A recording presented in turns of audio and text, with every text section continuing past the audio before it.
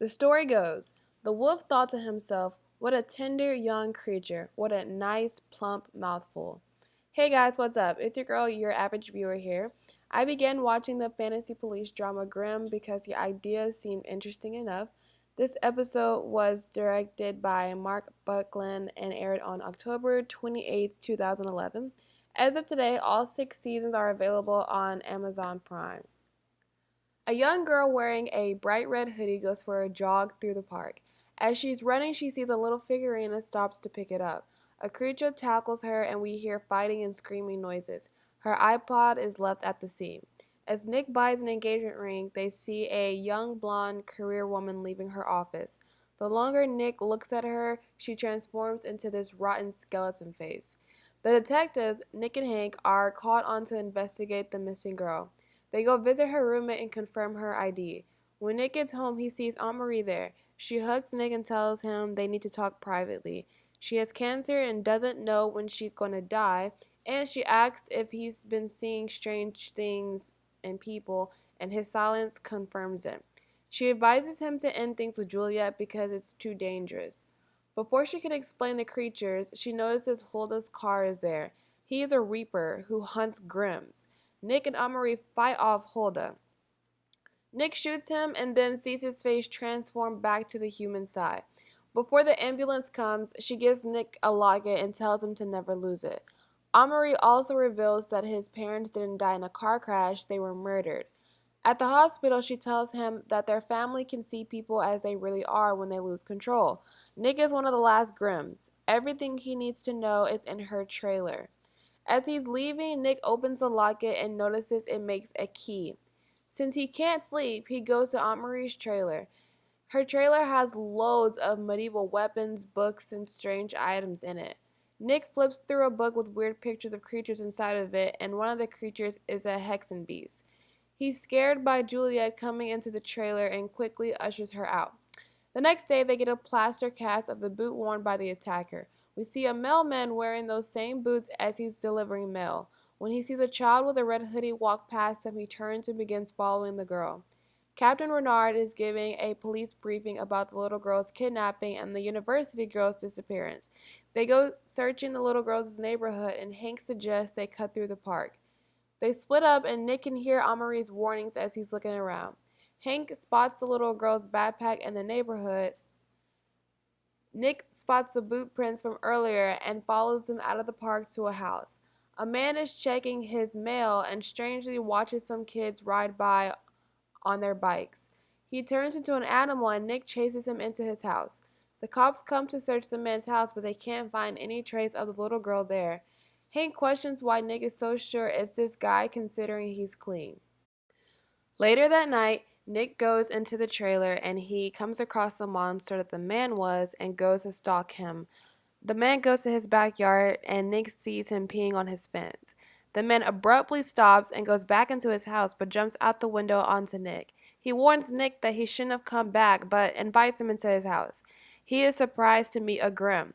The Blue Blot is aware of Aunt Marie and the books, but he's a good Blue Blot because he has a strict vegan diet and does Pilates. Nick forces him to find the suspect.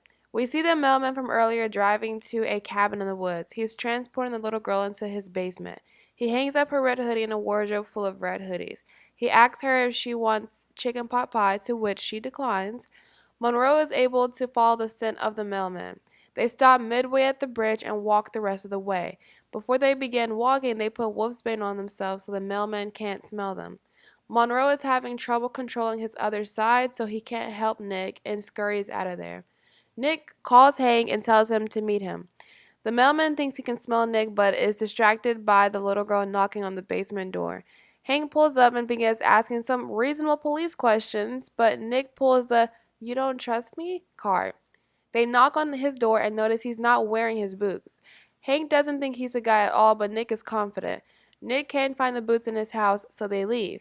As they leave, Hank notices the mailman was humming the song from the iPod.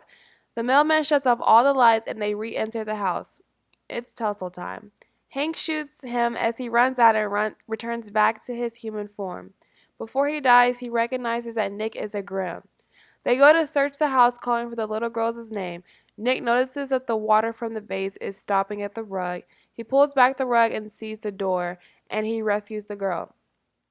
He's talking to Aunt Marie when a nurse comes in to administer drugs. Nick recognizes the nurse as the Hexen Beast from earlier, and she stabs him with the drugs instead. As she leaves, she transforms again. The nurse meets with Captain Renard and tells him that she didn't kill her, and Aunt Marie wakes up. Alright, so here are some things I noticed while watching this episode. I understand this is a fictional show and it needs to create drama, so I might be overthinking some things, but oh well. First, Hulda was Nick's first murder as far as like a real person. So in the episode, they make it a point to let you know that Nick has never murdered anybody before, and because he murdered Hulda, who to everyone else is a human, he has to go to therapy. 2. After Nick and Monroe finish their Grimm talk, Nick suggests that Monroe help him find the postman. Monroe tells Nick not to threaten him. Nick threatens him, and then the scene changes. What was the point of Monroe making that threat just to help him easily?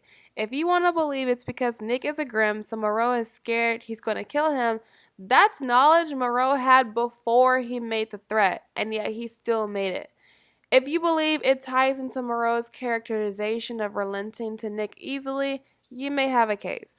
All I see is a bully on Nick's part, and we all know how the police are.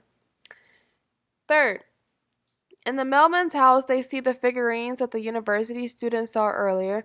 The show spent some time showing us, the audience, the figurines in the red hoodies to hint to us he's a bad guy.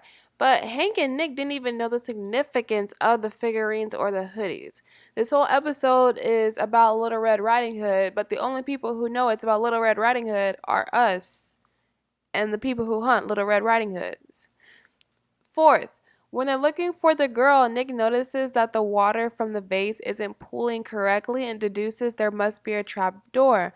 Great detective work, but wouldn't one just think the rug is stopping the water and not a door instead?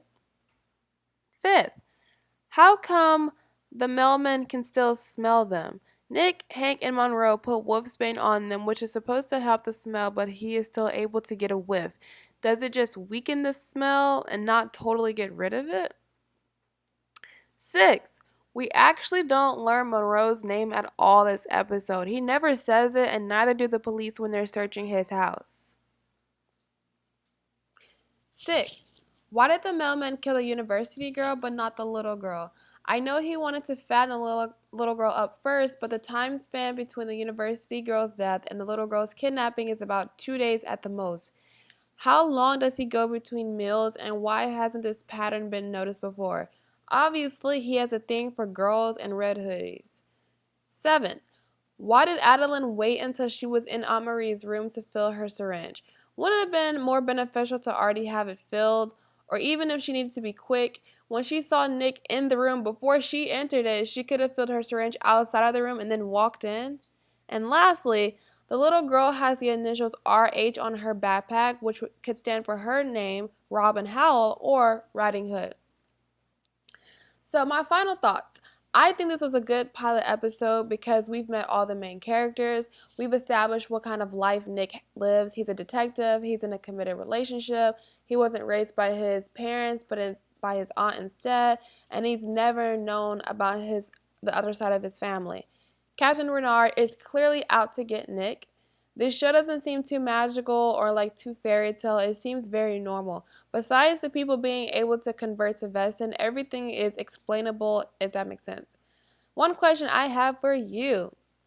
Which question makes empty threats, and I see this becoming a pattern real soon? Use the poll to vote and tell me down below who you think it is and why. Thanks for listening to me draw on about this cool show, and I hope that you press that like button to let me know I'm doing awesome. I post a review once a week, typically Wednesday mornings, so I'll see you next week.